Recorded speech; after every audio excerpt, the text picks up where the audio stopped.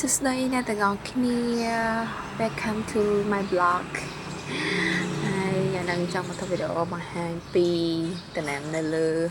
ផ្ទះរបស់យើងណាចា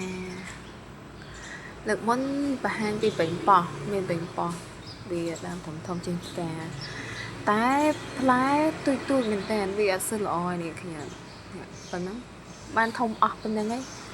មើលទៀតវាក្រហមហ្នឹងហើយក៏វាអត់សូវល្អអញ្ចឹងទៅក៏កាប់ចោល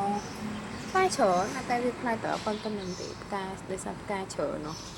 ហើយជាងផ្លែទូចអត់បានញ៉ាំទេបេងប៉ោះយើងហើយអញ្ចឹងទៅដាំអីផ្សេងវិញឥឡូវដាំនេះយើងមានស្រាប់កាមុនហើយឥឡូវដាំជី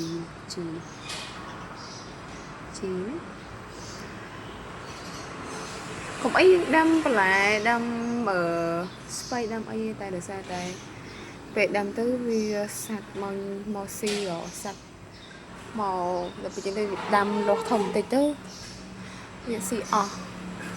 វាអត់បាននៅអត់នេះទេអត់កើតទេដាំអត់កើតដាក់ដុតទឹកចឹងទៅសាត់វាអត់ចូលដែរហ្នឹងហើយហើយនេះជីនេះបានប៉ុណ្ណឹងជីហើយតែខ្ញុំមានដើមស្អីនេះគេហៅដើមវិជាក្រាញ់ហើយដាំទុកគ្រាន់ឆុងទឹកញ៉ាំពេលព្រឹកអីចឹងណាដាំទឹកក្តៅមកដាក់ទៅអាហ្នឹងល្អតិចដាំពី3គុំថែមទៀតហ្នឹងហើយយើងមានដាំឥឡូវដាំរៀងយូរដែរតែឥឡូវនេះអត់ដឹងល្អអត់ទេឃើញចេញផ្លែឃើញផ្កាហើយចេញផ្លែទូចហ្នឹងហើយអ្នកដឹងបានញ៉ាំអត់ទេនេះដាំម្លឹក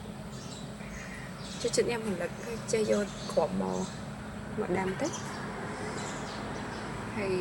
បានប៉ុណ្ណឹងហ្នឹងមានតែប៉ុណ្ណឹងអាប់ដេតអរគុណ